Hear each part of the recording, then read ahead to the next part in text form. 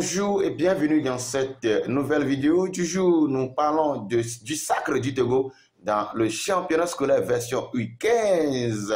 Et nous allons également aborder le cas sur le match Tanzanie-Togo qui se joue demain pour le deuxième et dernier tour des éliminatoires de la CAN féminine Maroc 2023.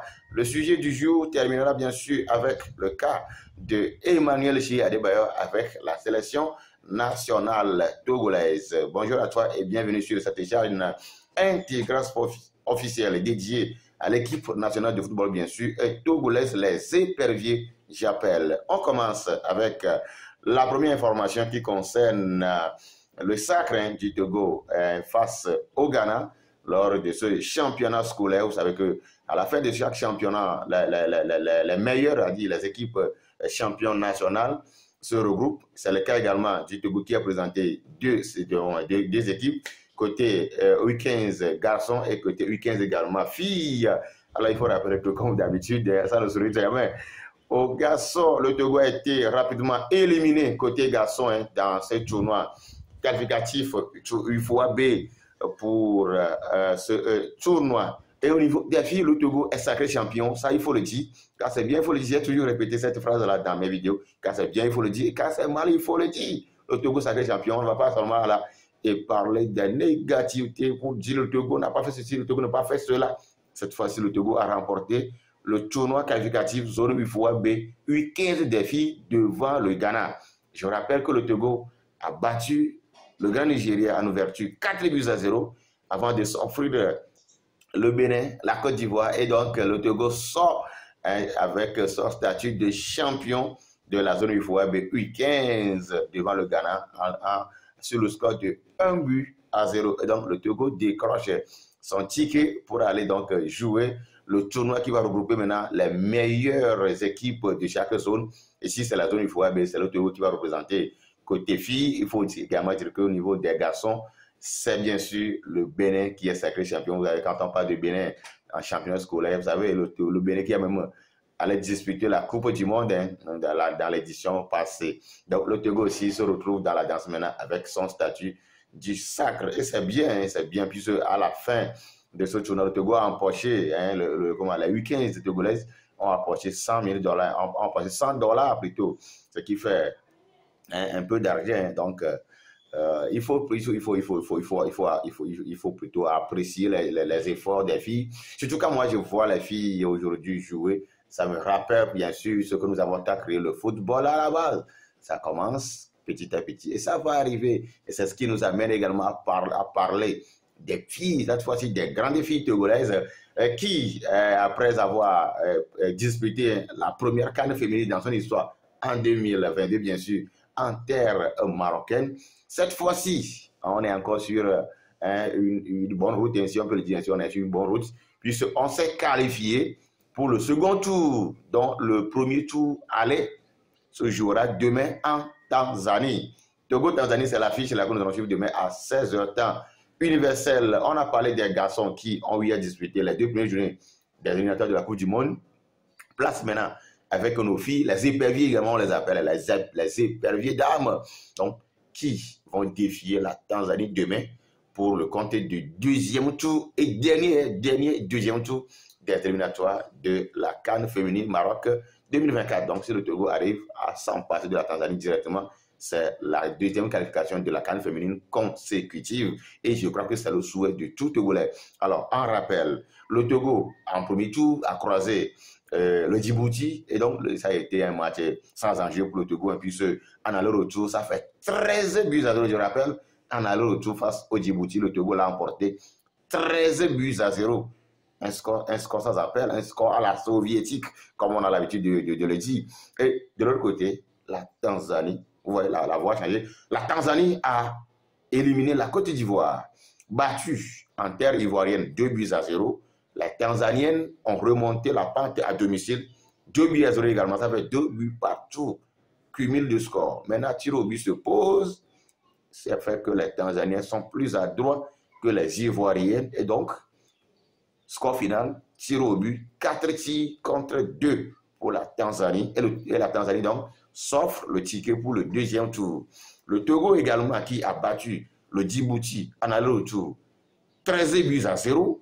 Donc, obtient aussi son ticket pour le deuxième tour. Alors, les deux nations s'affrontent dès demain, le 30 novembre le 2023, bien sûr, à partir de 16h, temps universel. Alors, parlant de la chance de qualification du Togo, il faut les analyser. Le Togo, la première chance, c'est qu'on a cette possibilité, bien la chance pour nous, c'est de jouer le match aller à l'extérieur et le match retour au stade de Kégué. Alors, pourquoi c'est une chance pour nous? Parce que si vous arrivez à négocier, à faire un bon déplacement, vous avez la chance de tuer l'adversaire chez vous à la maison. Mais attention, il y a piège. Si le Togo, ou bien on ne réussit pas à faire un bon boulot en terre tanzanienne, au niveau d'Ar es Salaam, la capitale tanzanienne, alors n'attendons pas le miracle au stade de Kégué ou à Lomé.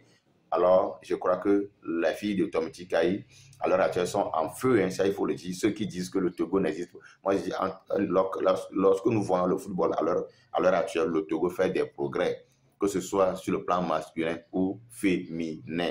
Alors, l'équipe féminine également a aussi de quoi se vendre. Surtout quand on a dans l'attaque notre joker, notre Emmanuel Adebayor, notre Karim Derman, notre Kevin Deke à l'heure actuelle, je vais parler tout simplement de Moïdi Kouma fille. Elle seule, vraiment, chapeau à elle, entourée de tous ces pléthores de joueurs. Le Togo a quand même une grande chance même de s'en passer de la Tanzanie.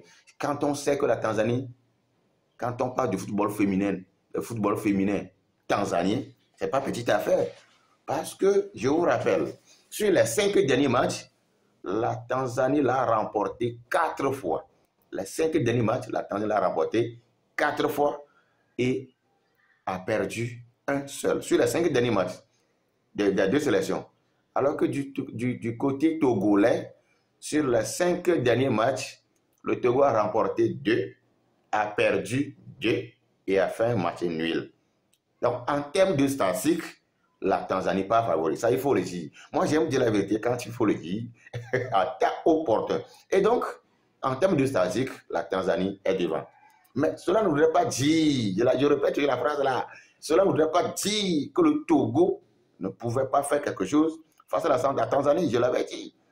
Surtout après la CAN au Maroc 2022, mais le Togo a fait vraiment des progrès énormes, surtout avec les filles togolaises qui jouent un peu partout, hein, au Maroc, en RDC, en France, elles sont nombreuses plutôt, donc le Togo aussi a de la matière pour pouvoir répondre face aux amadams, aux hostilités tanzaniennes. Et ça passe par demain. Et voilà pourquoi je dis le match de demain, c'est vrai que c'est un match à déplacement, c'est un match qui se joue en Tanzanie, mais c'est un match très, très, très important. Si on arrive à faire un score, à faire un match positif, alors on a eu grand chance de se qualifier.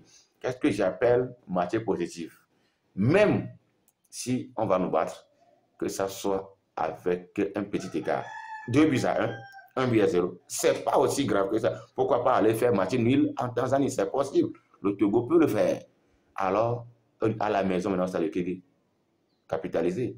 Et donc, mes chers amis, je vous retrouve tout de suite demain après ce match avec la vidéo d'après-match Tanzanie-Togo, comptant pour le deuxième tour des éliminatoires CAN féminine Maroc 2024. Alors, pour rappel, le Togo va accueillir la Tanzanie à Lomé ici, le 5 prochain, le 5 décembre 2023, au stade de Kégué à 16h également.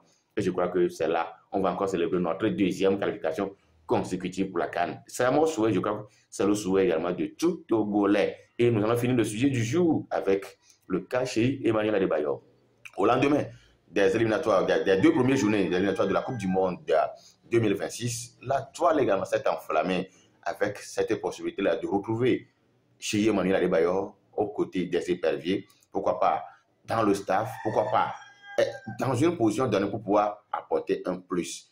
Alors pourquoi ce débat? C'est parce que le Togo face au Sénégal et face au Soudan avantager des occasions. Mais on se pose la question sur l'apport des attaquants au niveau de la sélection. C'est ce qui a enflammé le débat.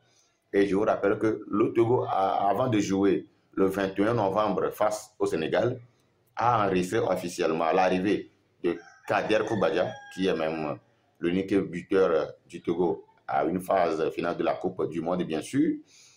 Donc, Kader a intégré le nid des éperviers. Et quand je suivais les débats, mes commentaires que je posais pratiquement dans tous les débats que je suivais concernant cette question de Adebayor à la sélection, je l'ai dit, je suis confiant, Adebayor va revenir certainement aider les éperviers, que ce soit au niveau de la fédération ou au niveau du staff, Adebayor viendra. Ce n'est qu'une question de temps. Laissons le temps au temps pour savoir ce que le temps va nous réserver dans le temps. N'allons pas tout vite aux besognes. Courir, non. Je crois qu'Adebayor va venir. Adebayor même le sait. Adebayor même le sait. Et il ne faut pas mélanger aussi les débats. Adebayor, entre-temps, dit, quand il était au stade, on lui a empêché de céder. Donc, Adebayor n'est pas totalement exclu de regagner sur la sélection. Rappelons qu'Adebayor a pris officiellement sa retraite internationale. Ça ne fait même pas un an. Donc, du calme, Adebayor va venir. Et je rappelle également que faire venir Adebayor, faire venir les Kadiakou Baya, faire venir tous ces dictateurs, ces anciens joueurs dont vous vous appelez souvent, ce n'est pas ça également la solution totale authentique. La preuve, c'est que Samuel Eto'o en Cameroun, à la tête de la fédération, les Camerounais sont en train de réclamer plusieurs fois déjà son départ, son renvoi. Alors, mes chers amis, ce n'est pas parce qu'on a été très bien dans sa carrière et quand on va être aux affaires, on va être également bien. Je le dis toujours, c'est facile de critiquer quand on est à l'extérieur, mais c'est beaucoup plus compliqué de parler même quand on se retrouve maintenant dans l'administration, dedans là. C'est beaucoup plus compliqué. Être un bon joueur sur le terrain ne fait pas de vous un bon coach, ne fait pas de vous un bon manager. Alors, mes amis, du calme. Je sais que le Togolais aime voir en même temps le résultat, mais calmez-vous. Vous avez vu même l'Allemagne, lors des 2 matchs amicaux de cette finale FIFA, au moment où le Togo a fait match nul face au Soudan et face au Sénégal, l'Allemagne a été battue par la Turquie et par l'Autriche. Vous pouvez imaginer cela. Le football a ses surprises. Alors ne clamons pas que si tel vient, non. Moi, je n'aime pas faire la déduction. On peut amener Adebayor comme étant même coach là. Le Togo va perdre même le demain. D'ailleurs, même Adebayor était en sélection, on nous a gagné. Je me rappelle de cette défaite là face à la Guinée, à Lomé ici. Face également à l'Algérie ici, à Lomé ici. Donc, je reconnais le poids, le talent, ce qu'a apporté Adebayor. Et moi, je suis confiant que Adebayor va intégrer très bientôt même là le staff des éperviers ou soit au niveau de la fédération. Ce n'est qu'une question de temps. Alors, mes chers amis aussi, ne nous pressons pas. Laissons le temps au temps. Je rappelle également que pour pouvoir prendre ces commandes, ça passe par des formations et des diplômes.